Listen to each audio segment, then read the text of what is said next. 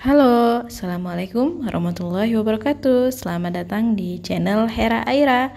Oke, kali ini aku mau share kegiatanku budgeting untuk di bulan Juli 2023. Gimana nih kabarnya teman-teman semua, bunda-bunda, kakak-kakak? Semoga dalam kondisi sehat, bahagia, penuh rasa syukur ya teman-teman. Udah pada budgeting belum? Pasti udah pada budgeting juga ya. Nah, kalau yang belum atau masih mau coba-coba dan belajar budgeting, yuk mari merapat, bisa nonton video ini sampai selesai. Oke, buat budgeting yang pertama harus kita lakuin itu nentuin income atau dana yang dikelola.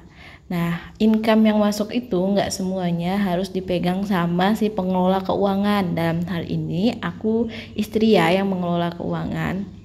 Mungkin beberapa rumah tangga, bisa juga suami yang jadi menteri keuangannya. Itu tergantung kesepakatan masing-masing ya teman-teman.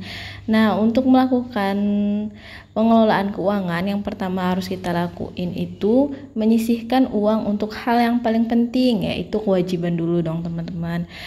Jangan sampai kita melalaikan kewajiban, malah menggunakan keuangan kita untuk hal-hal yang kurang penting gitu ya. Nanti di akhir bulan baru keteteran, misalnya ada tagihan listrik atau apa sebagainya. Nah, kalau di sini aku tagihan listrik bukan aku yang pegang ya teman-teman, bukan aku yang bayar. Itu kewajibannya Pak suami yang langsung bayar untuk listrik dan air. Nah, terus selanjutnya kalau aku setelah menyisihkan untuk kewajiban, aku sisihin dulu untuk tabungan-tabungannya teman-teman.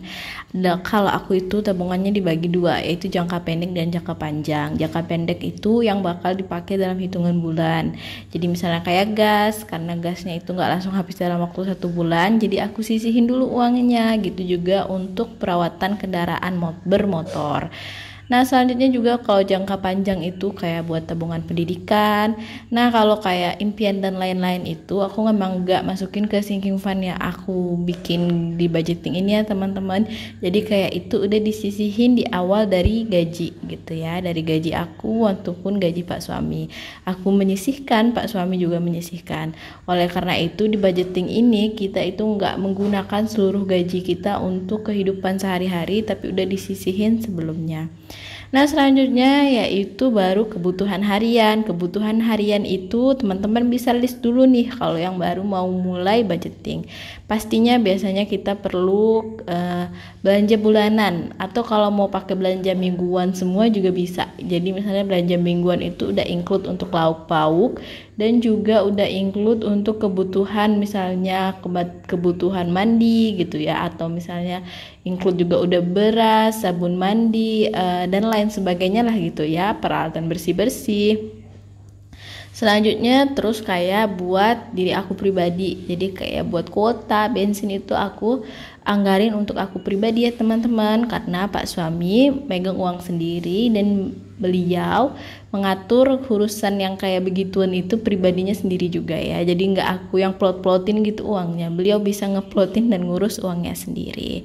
Selanjutnya juga tadi ada salah satu anggaran yang nggak ada nih di bulan-bulan sebelumnya, yaitu anggaran untuk ulang tahun anak.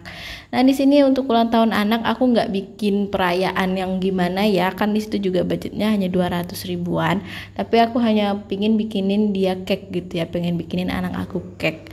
Jadi ya buat masak-masak di rumah aja, ataupun kalau nggak masak di rumah makan keluar gitu dan bikin kue gitu ya. Setiap orang kan atau setiap keluarga punya kebiasaan masing-masing. Mungkin ada yang kalau anaknya ulang tahun pingin selalu dirayain yang besar-besaran, tapi aku sejauh ini belum ada keinginan seperti itu ya teman-teman. Sampai anak aku baru 3 tahun sih sejauh ini ya. Aku nggak tahu sih ke depannya. Kalau sampai untuk saat ini kayaknya aku lebih prefer kayak gimana aku mencoba menunjukkan kasih sayang aku ke anak aku aja gitu. Dengan salah satunya menurutku itu kayak bikinin dia kue gitu yang aku bikinin sendiri, atau aku masakin nasi kuning yang aku masak sendiri gitu. Menurut aku itu kasih sayang aku nyampe gitu. Nggak tahu deh nanti kalau mungkin seiring bertambah usianya mungkin aku akan pelan-pelan ajarin hal-hal lain seperti misalnya berbagi, bisa jadi juga gitu ya teman-teman. Kayak ada yang ngerayain ulang tahunnya di panti asuhan atau dengan bagi-bagi makanan di jalanan, itu kayaknya juga bisa jadiin salah satu hal positif saat merayakan ulang tahun anak gitu ya. Nah ini selanjutnya ya udah pokoknya aku kasih hiasan-hiasan biar lebih menarik. Oh ya, dan yang nggak boleh kelupaan itu teman-teman, kolom evaluasi ya. Karena di kolom evaluasi ini jadi ketahuan misalnya ada anggaran yang minus, itu kita ngambilnya dari dana yang mana. Dan itu bisa kelihatan dari bulan sebelumnya ya teman-teman. Di bulan sebelumnya itu bagian mana yang minus, atau misalnya sudah 3 bulan berturut-turut terus-terusan minus, itu berarti kan perlu ada perubahan anggaran supaya nggak terjadi seperti itu terus menerus. Kalau aku itu udah kerasa banget di belanja bulanan. Jadi dari awal budgeting sampai sekarang itu udah naik berapa kali gitu ya teman-teman, dari 450, 550, 600 sampai akhirnya sekarang di poin 650.000 gitu ya. Alhamdulillah rezekinya ada.